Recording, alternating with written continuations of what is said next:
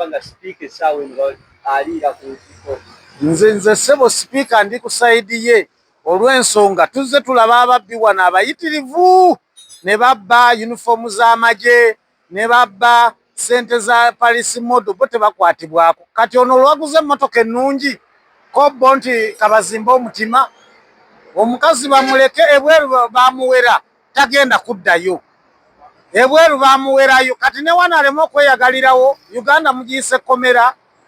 Banga babye abantu ababye sente betwakalaba wano juzi babuloga abamasimu babawadde buwumbi na buwumbi enatete tuyita mu nfuufu era mongo yanokolwayo bamuna bamu be bakolebwa okubeera n'ebisawo bya sente. Omukazi bamuleke naye sente mu banka bazimugobyayo abazungu naye kaziteekeko mu maka ge ate abaziza musango ki ffe abayina omutwalo n'emitwalo ebiri nga tuziterekayo ewaka ye bw'aba ayina buwumbi bwe naye bubeereyo ewaka. Okwata kwa mongo nga n'ababbi abalala bakwatiddwako. Nze Mutebi Robert. Erinnya Ssegawa Robert, Honorable Councillor akiikira abantu b'e Bulenga ene Bulaga mu Myoka Kisero 3.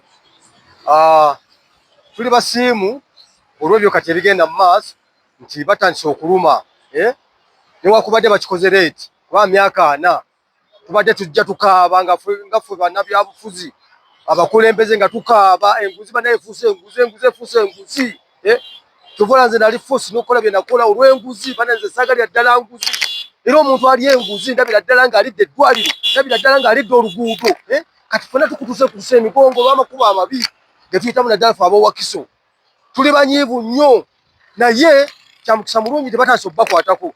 Nsaba babeere siriyasi abantu abo buli eyali enguzi buli ali enguzi akwatibweko eggwanga lyaffe ligende mu maaso.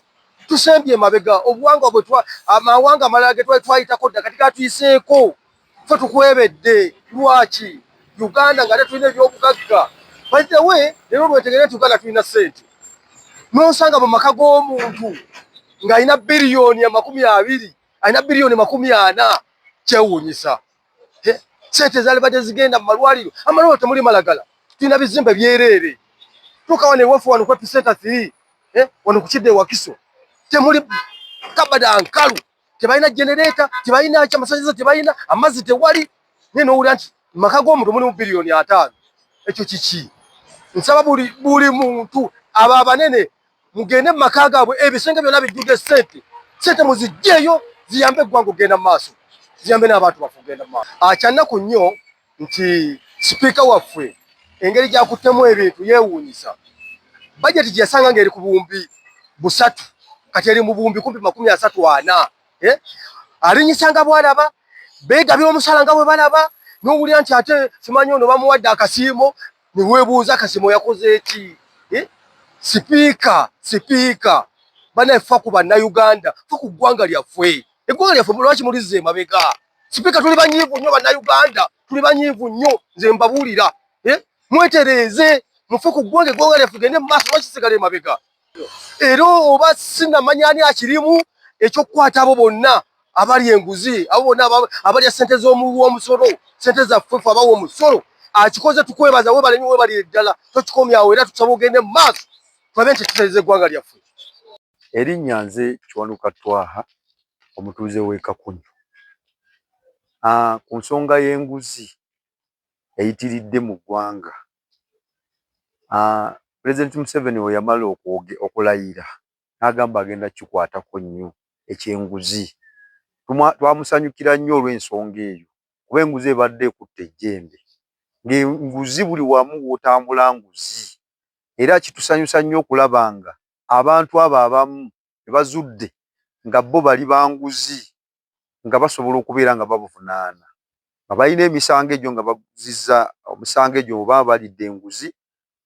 Gavumenti baleme givumaganya nti teyambye bantu wansi kuba wansi tuli bubi nnyo naye omuntu omu nayagala ate okubeera nga avumaganya gavumenti nga ssente ezaalibadde ziyamba abantu ba wansi ng'ate omuntu omu yazitwala. Esebo ensonga y'okubanga sipiika essaawa eyo amaka gaabwe gasaliddwako nga ne nameera ali ku nsiko yo gyogerako ki?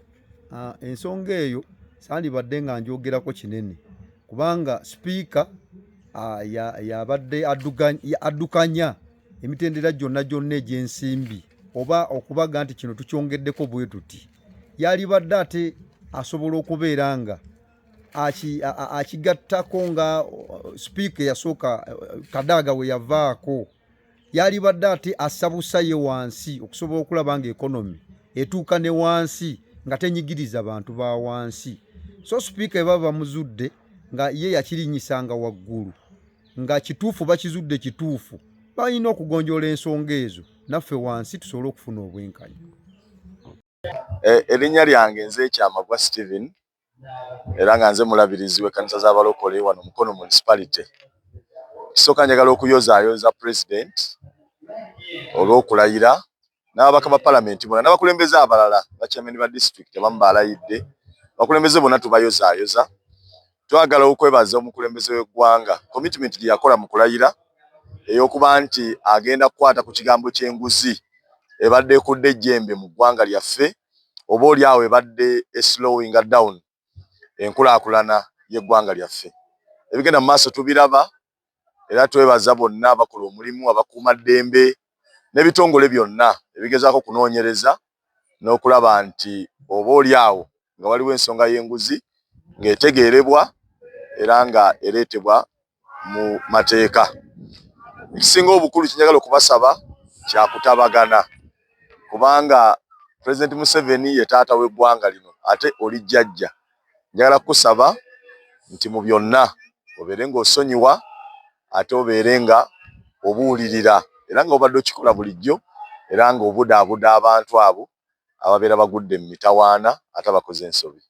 Ensonga eno wabeera ng'asonyiwa ate bo ssente ze babeera bakumpanya zo zikolebwa. Omuntu asobola okusasula oba okuliwa ekyo kikkirizibwa. Okuliwa kukkirizibwa ne mu Bayibuli ebandika bitegeeza nti omubbi bw'aba abbye bw'akwatibwa asasula emirundi 7 naye ate okusonyiwa Yesu yajja kusonyiwa n'okutabaganya. Nolwekyo twagala wabeerewo okutabagana mu ggwanga so okweyozaayoza olw'ensonga ezimu oba endala.